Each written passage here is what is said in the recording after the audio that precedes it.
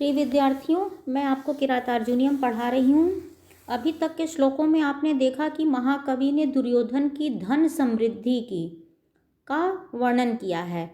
अब प्रस्तुत श्लोक में कवि दुर्योधन के सेना की समृद्धि, क्योंकि सेना अगर समृद्ध रहेगी तभी हमारा राष्ट्र सुरक्षित रह सकता है, उसका चित्रण इसमें किया है। महोजसौ मानधना धनार्चिता धनुभृत संयति लब्ध कीर्तय न संहता तस्य न भिन्नवृत्त्यः प्रियाणि वाञ्छन्ति अशुभिः समीहितुम्। महोजसो मानधना धनार्चिता धनुभृत संयति लब्ध कीर्तयः न संहृता तस्य न भिन्नवृत्त्यः प्रियाणि वाञ्छन्ति अशुभिः समीहितुम्। कह रहे हैं महोजसः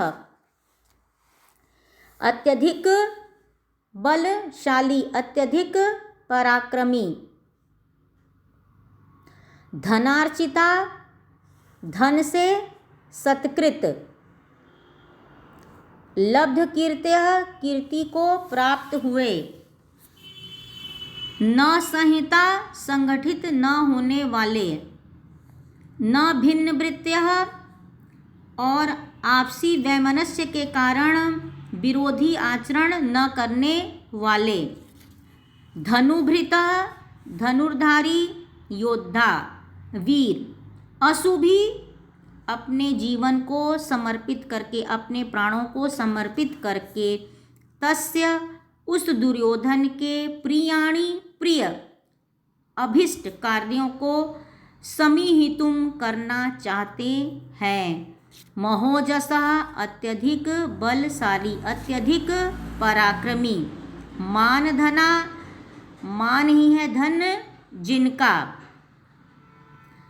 यानी अभिमान को ही धन मानने वाले, धनार्चिता धन के द्वारा सत्कृत, यानी दुर्योधन जिनको धन के द्वारा सत्कृत करता है, जिनको धन के द्वारा पुरस्कृत करता है। संयति युद्ध में, लब्ध कीर्त्य सदैव विजय प्राप्त करने वाले, न संहता संगठित न होने वाले, दलबंदी न करने वाले, तथा न भिन्न वृत्त्यः तथा आपसी शत्रुता के कारण प्रतिकूल आचरण न करने वाले, धनुर्वृतः योद्धा अशुभी अपने प्राणों से उस दुर्योधन के अभिष्ट कार्यों को करना चाहते हैं। सेना राजा का क्या होती है? बहुत बड़ी शक्ति होती है। देश की सुरक्षा सेना पर आधारित होती है। उस राजा का शासन किसी भी क्षण समाप्त हो सकता है, जिसकी सेना निर्बल होगी, डरपोक होगी, स्वार्थी होगी और दल बदल करने वाली होगी, अनुशासनहीन होगी। राजा दुर्योधन की शासन कुशलता का ही परिणाम है कि उसने अपनी सेना में ऐसे व्यक्तियों को नियुक्त किया है जो अत्यधिक क्या हैं? बलवान हैं, अभिमान को ही धन मानने वाले हैं, अनेक युद्धों में निरंतर विजय प्राप्त करके जिन्होंने अपनी कीर्ति स्थापित की है, स्वार्थ के कारण भी जो कभी भी संगठित नहीं होते हैं और न अपने मन की कभी करते हैं। राजा दुर्योधन कृतज्ञतावश अपने योग्य योद्धाओं को समय समय पर बहुमूल्य क्या करता है? पुरस्कार, पारितोषिक भी प्रदान करता है। इससे प्रसन्न होकर वे अपने प्राणों की बाजी लगाकर भी राज्य के अभिष्ट कार्यों को संपादित करना चाहते हैं। महोजसः अत्यधिक बलशाली, मानधना अभिमान को ही धन मानने वाले, अभिमान को ही धन मानने वाले, धनार्चिता दुर्योधन के द्वारा धन से सत्कृत, संयति युद्ध में लब्ध कीर्तय सदैव विजय प्राप्त करने वाले, कीर्ति को यश को प्राप्त कर लेने वाले,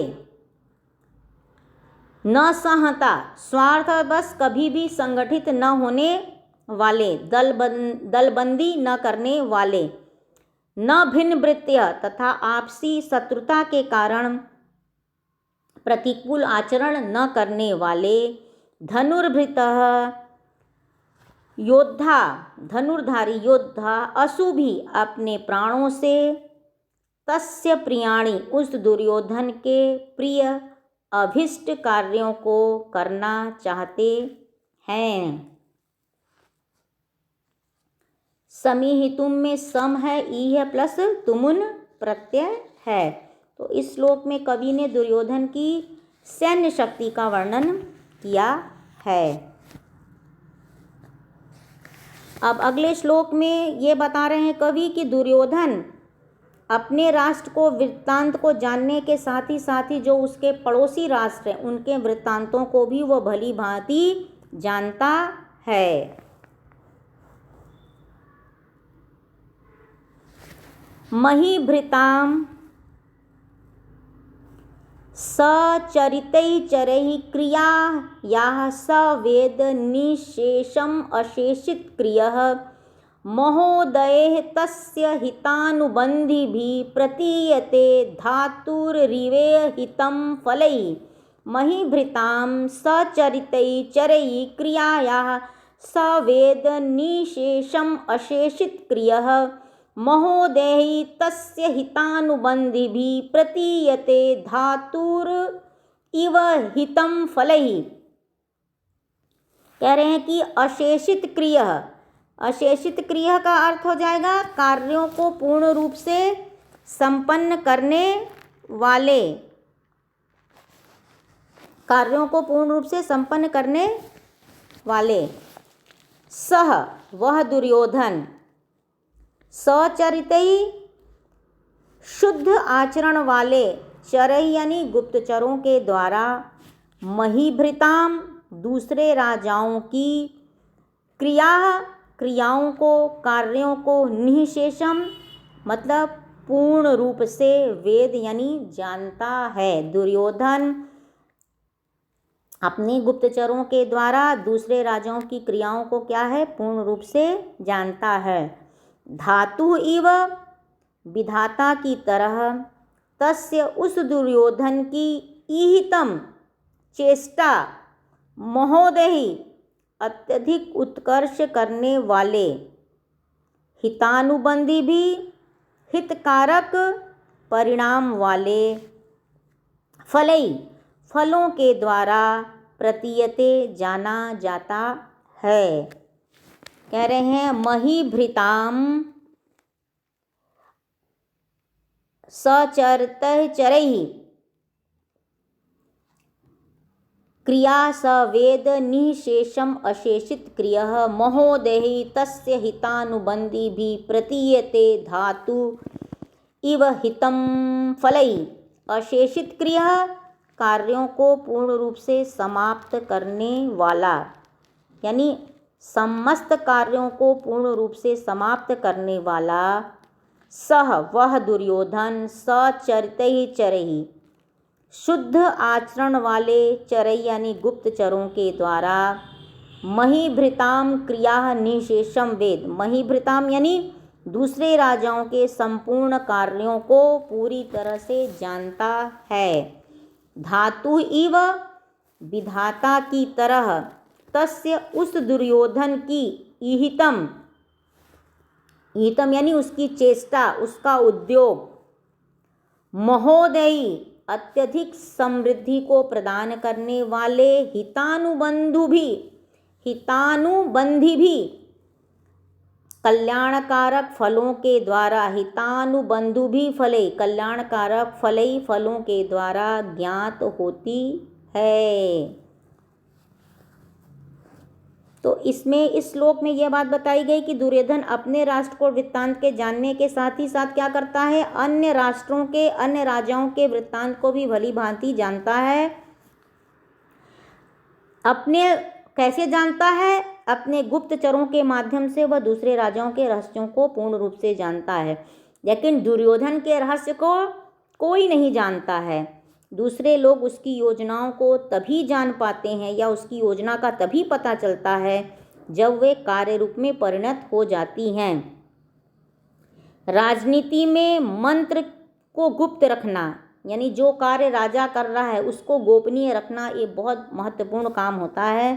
जिस राजा की मंत्रणा जितनी गुप्त रहती है वह उतना ही अधिक सफल होता है। तो कह रहे हैं अशेषित क्रिया समस्त कार्यों को पूर्ण रूप से समाप्त करने वाला सह वह दुर्योधन सहचरतई चरहि शुद्ध आचरण करने वाले गुप्तचरों के द्वारा महीभृताम क्रिया निशेषम वेद अन्य राजाओं की संपूर्ण क्रियाओं को पूर्ण रूप से जानता है।